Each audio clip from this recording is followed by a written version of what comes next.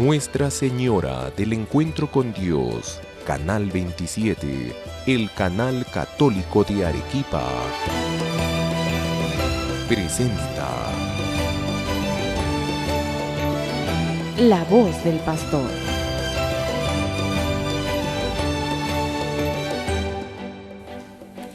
Queridos hermanos y hermanas, nuevamente juntos en La Voz del Pastor. Estábamos, como todos recordarán, estudiando y reflexionando sobre el artículo 7 en esta primera parte de nuestro catecismo. El artículo 7 de la profesión de fe, que dice: desde allí ha de venir a juzgar a vivos y muertos, refiriéndose, por supuesto, a nuestro Señor Jesús. Como recordábamos en nuestro encuentro anterior, ya el reino de los cielos ha sido introducido en la tierra como un germen, como unas primicias, con la llegada de Jesús al mundo. Dios, la segunda persona de la Trinidad, el Verbo, encarnado en el seno de la Virgen María, asume la naturaleza humana en Jesús de Nazaret. Jesús de Nazaret tiene en sí mismo la naturaleza divina y tiene también la naturaleza humana. Y en su persona, entonces, ha entrado en el mundo el reino de los cielos. Y ese reino de los cielos se va extendiendo poco a poco a través de la Iglesia. La Iglesia, que es el cuerpo visible de Jesucristo resucitado, la comunidad de los fieles cristianos, en la cual se encuentra, repito, las primicias del reino de los cielos. Jesús, entonces, nos dice el catecismo, el número 668, si lo tienen a la mano, el título: Cristo reina ya mediante la Iglesia. Es decir, a Jesús, su Padre, le ha dado todo poder en el cielo y en la tierra. Y Jesús ejerce ese poder en favor de la salvación de los hombres, lo ejerce a través de la Iglesia. Ahora bien, la Iglesia vive en medio del mundo y en medio de las vicisitudes también de la historia. Tiene esta gracia que Dios le ha dado en función de su misión y que cumple a través de los sacramentos, a través de la predicación de la palabra de Dios, a través de las obras de caridad. Cumple esta finalidad, esta misión de hacer presente el reino de los cielos, de hacer que ese reino se vaya extendiendo. Cumple esa misión de llevar la buena noticia a toda la gente, de hacer presente el amor de Dios, para que la gente, encontrándose con este amor, pueda convertirse y hacer el acto de fe en Dios Padre, Hijo y Espíritu Santo, y de esa manera pues quedar justificados y recibir la vida divina a través del bautismo e incrementarla a través de los sacramentos. Ahora bien, ese tiempo, decíamos en nuestro anterior encuentro, que va desde la ascensión de Jesús al cielo hasta su segunda venida, ese tiempo es el tiempo, digamos, final. La plenitud de los tiempos se dio con la encarnación del Verbo, con el nacimiento de Jesús de Nazaret, y ahora estamos en los tiempos finales, encaminándonos ya hacia el final de los tiempos, cuando entonces Jesús vendrá con gloria y vendrá para lo que se llama el juicio final, para juzgar a los vivos y a los muertos. El número 671 de nuestro catecismo nos lo explica así: el reino de Cristo, presente ya en su Iglesia, no está, sin embargo, todavía acabado, con gran poder y gloria. Este reino todavía es objeto de ataques de los poderes del mal. O sea, el demonio todavía ataca a la Iglesia, ataca a este reino, quiere impedir que este reino se extienda, ¿no? Y hasta que todo le sea sometido a Jesús bajo sus pies, la Iglesia, sigue diciendo así el catecismo, peregrina, lleva en sus sacramentos e instituciones la imagen del mundo que pasa. Es decir, todavía tenemos elementos de este mundo que pasa que están dentro de la Iglesia, junto con esos elementos divinos que trascenderán este mundo al final de los tiempos. Entonces, ¿cuándo es que Jesús vendrá con gloria para juzgar a vivos y muertos? El número 672 nos lo recuerda. Cristo, antes de su ascensión, antes de subir al cielo, afirmó que todavía no es el momento del establecimiento de su reino mesiánico, y también, como recordamos, la respuesta que da los apóstoles: a ustedes no les corresponde saber ni el día ni la hora. Nosotros no sabemos cuándo sucederá esto, pero lo que sí sabemos es que Jesús volverá, que volverá con gloria, que volverá para juzgar, y que habrá ese juicio final, y que unos serán, ojalá pueda decir seremos, ¿no es cierto?, llamados por Jesús para ya entrar a gozar plenamente de ese reino de los cielos, ese reino que no tendrá fin. Otros, también según sus obras, en cambio serán, ojalá que no tenga que decir seremos, excluidos de esa plenitud del reino y lamentablemente entregados a la muerte eterna. Mientras dura esa venida, la Iglesia, dice el Concilio Vaticano II, va peregrinando en este mundo. Entre las persecuciones del mundo, las incomprensiones del mundo, las tribulaciones propias, las tentaciones del demonio, pero al mismo tiempo va caminando sostenida por la gracia y por la misericordia de Dios. Con la ayuda, ya hemos dicho, de los sacramentos, de la palabra y de la vida al interior de la Iglesia, los cristianos procuramos día a día hacer la voluntad de Dios nuestro Padre y así ir al encuentro del Señor que está viniendo para salvarnos.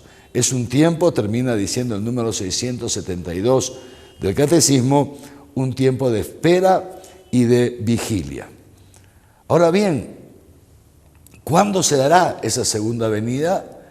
Ya nos lo dice la tradición de la Iglesia y nos lo dice también el Catecismo en el número 673. Este acontecimiento se puede cumplir en cualquier momento, No se sabe cuándo, hay que estar siempre, por eso preparados, hay que estar siempre en vigilia. Pero todo parece indicar que hay un acontecimiento que precederá a esa segunda venida de Jesús. Y ese acontecimiento nos lo dice el número 674 del Catecismo. La venida del Mesías glorioso se vincula al reconocimiento del Mesías por parte de todo Israel. Es decir, que todo parece indicar que antes de la segunda venida de nuestro Señor Jesucristo, o casi coincidente con ella, el pueblo de Israel, del cual él formó parte, reconocerá en ese Jesús de Nazaret, al que ellos rechazaron, digamos así, al que llevaron a la cruz, reconocerán a él como el Mesías que el pueblo de Israel está esperando desde hace tantos siglos. En ese momento entonces se hará la conversión del pueblo de Israel y ya será inminente la segunda venida de nuestro Señor Jesucristo. San Pablo lo dice así, nos lo recuerda este número 674. Si el rechazo de Jesús por parte de los judíos ha dado lugar a la reconciliación del mundo, es decir, a los que no formamos parte del pueblo de Israel, nos ha permitido entrar en la Iglesia con una gracia enorme. Si el rechazo de Israel a Jesús ha hecho posible que nosotros, los que no formábamos parte del pueblo elegido, seamos incorporados en la Iglesia, reconozcamos en Jesús al Mesías, una cosa enorme en bien de toda la humanidad, ¿cuánto mayor será el bien que vendrá cuando el pueblo de Israel reconozca en Jesús al Mesías y se convierta a Él? Entonces, sin duda, digamos así, la dicha de la humanidad aumentará enormemente. Esto hará ya que Jesús pueda retornar. Mientras tanto, nos dice el Catecismo, pasamos al número 675, le toca a la Iglesia pasar por pruebas muy duras y sobre todo, está anticipado ya en las Sagradas Escrituras, la Iglesia tendrá que pasar por una última prueba. ¿En qué consiste esa prueba final? Escuchemos el Catecismo, número 675. Antes de la segunda venida de Cristo, la Iglesia deberá pasar por una prueba final que sacudirá la fe de numerosos creyentes. La persecución desvelará ese misterio del mal que está presente y operante en el mundo. La Iglesia será perseguida, la Iglesia será calumniada, etcétera, etcétera, y sobre todo, y lamentablemente, aparecerá el llamado anticristo. El anticristo, dice así la Iglesia, es este pseudo Mesías, en el cual el hombre se glorifica a sí mismo colocándose en lugar de Dios. Este anticristo marcará una época de la historia de la humanidad y en esa época la iglesia será duramente perseguida.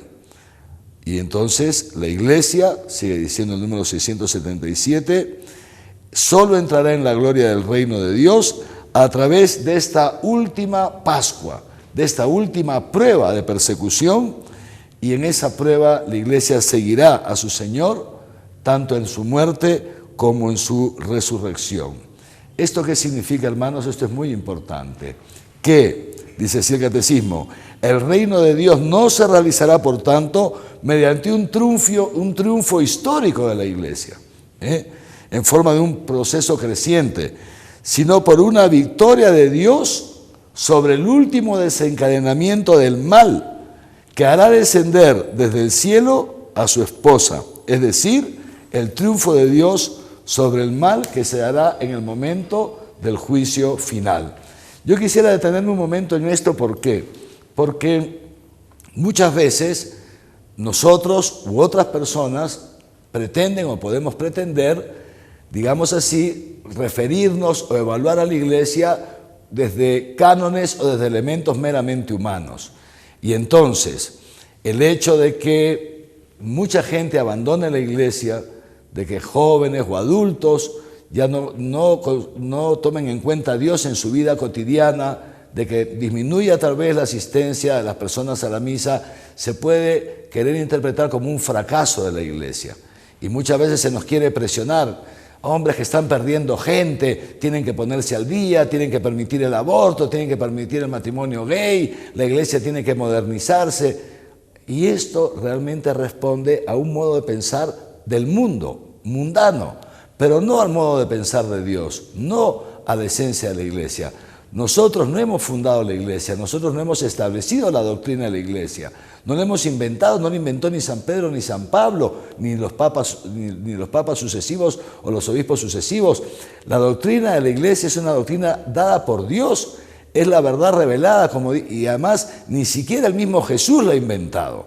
Está en el Evangelio. Mi doctrina no es mía, es de mi Padre que me lo ha revelado y que me ha enviado a ustedes, los humanos, a transmitirles esta doctrina. ¿Y esta doctrina en qué consiste? En primer lugar, en quién es Dios, en este Dios que es amor, amor pleno, amor que lo ha llevado a encarnarse y a derramar su sangre por nosotros. Es el punto principal del cristianismo, que Dios existe y que es un Dios bueno que ama al hombre, aun cuando el hombre tantas veces le es infiel, aun cuando el hombre tantas veces cae bajo el peso de sus debilidades y de sus pecados. Primer aspecto. Y segundo aspecto de esta doctrina, que no es ni siquiera de Jesús, sino que es del Padre y que Él nos ha revelado, es, entonces el hombre ha sido creado también para el amor. El hombre ha sido creado para la donación. El hombre alcanza su felicidad en este mundo y su plenitud en el mundo venidero en la medida en que,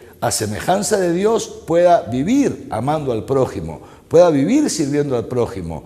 El hombre no se realiza viviendo una vida egoísta, una vida centrada en sí mismo, una vida procurando dándose placer en todo. No es eso la realización del hombre. Ahora bien, fíjense ustedes, en la medida en que nosotros vamos ajustando nuestra vida entonces a esa doctrina de Jesús, en esa medida también el reino de los cielos se va extendiendo y vamos preparando el camino para la segunda venida de Cristo.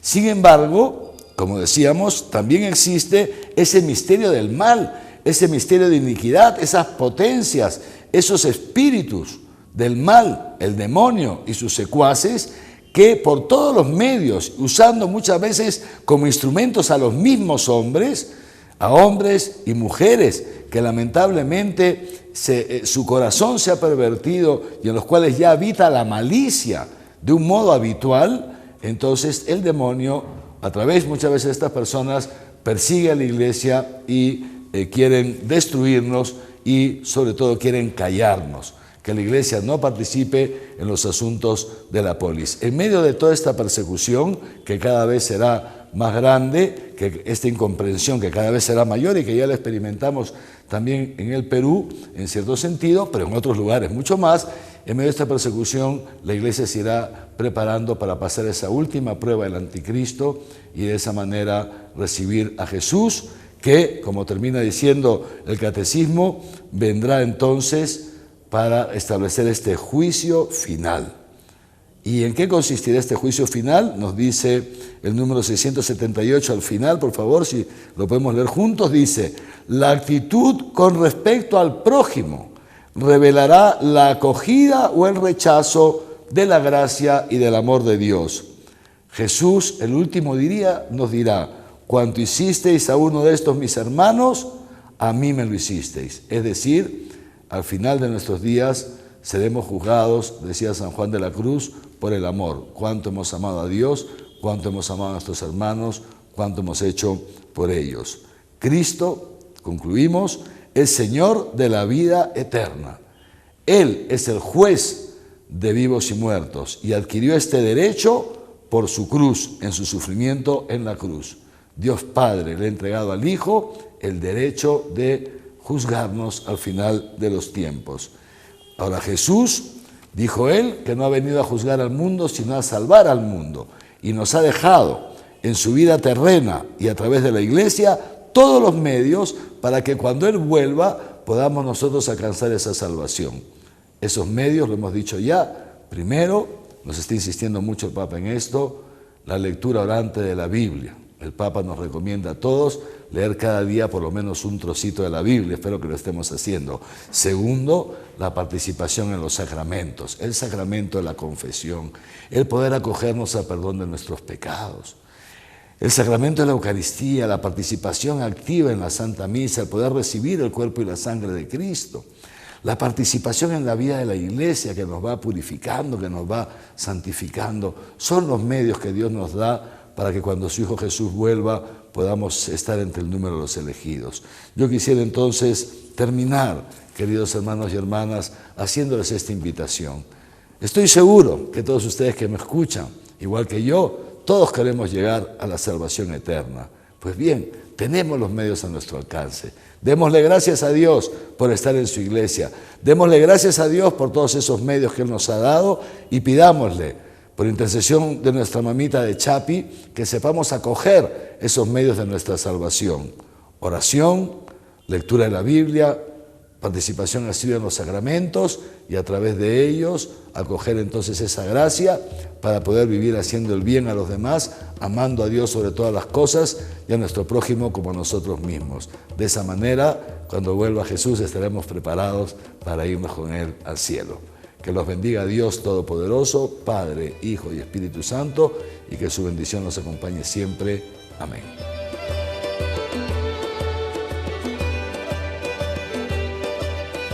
Nuestra Señora del Encuentro con Dios, Canal 27.